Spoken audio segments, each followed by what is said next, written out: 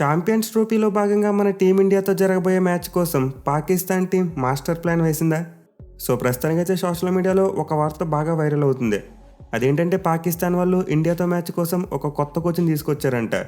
So already Pakistan టీంకి in time కోచ్గా అకీబ్ జావేద్ ఉన్నాడు. బట్ అతనైతే ఇండియాతో మ్యాచ్ కోసం ఒక స్పెషల్ కోచ్ని తెచ్చుకున్నట్టు రిపోర్ట్స్ అయితే వస్తున్నాయి. మెయిన్లీ పాకిస్తాన్కి చెందిన కొన్ని ట్రస్టబుల్ సోర్సెస్ ఈ రిపోర్ట్ ఇస్తున్నాయి. సో ఈ మ్యాచ్ కోసం అయితే పాకిస్తాన్ హెడ్ కోచ్ తన ఫార్మర్ టీమ్మేట్ అయిన ముదసర్ నాజర్ యొక్క హెల్ప్ తీసుకున్నాడంట.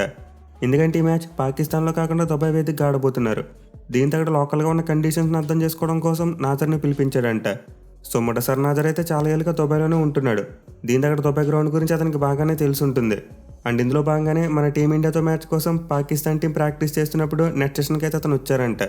అంతేకాకుండా ఈ మ్యాచ్ కోసం ఎలాంటి ప్లాన్స్ వేసుకోవాలి, అలాగే ఎలాంటి కాంబినేషన్ తేవాలి కూడా వీళ్ళిద్దరూ డిస్కస్ చేసుకున్నారంట. సో మొదటిసారికి అయితే ప్రీవియస్గా కోచ్గా చేసిన ఎక్స్పీరియన్స్ ఉంది. దీంతోనే పాకిస్తాన్ టీం ఇండియాతో జరగబోయే మ్యాచ్ కోసం అతని స్పెషల్ కోచ్గా రప్పించుకున్నారు.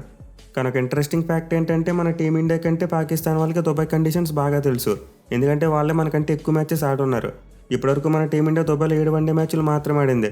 కానీ పాకిస్తాన్ వాళ్ళు 22 వన్డే మ్యాచ్లు ఆడారు. సో క్లియర్లీ పాకిస్తాన్ వాళ్ళు అయితే న్యూజిలాండ్ మీద మ్యాచ్ ఓడిపోయిన తర్వాత చాలా వరకు అండర్ ప్రెజర్ ఉన్నారు. మళ్ళీ మన టీమిండియాతో మ్యాచ్లో ఓడిపోతే వాళ్ళు ఛాంపియన్స్ ట్రోఫీ నుండి ఎలిమినేట్ అయిపోతారు. దీనివల్ల ఎలాగైనా సరే మన వాళ్ళ మీద మ్యాచ్ గెలవాలని చెప్పి చాలా రకాల కొత్త ప్లాన్స్ వేస్తున్నారు.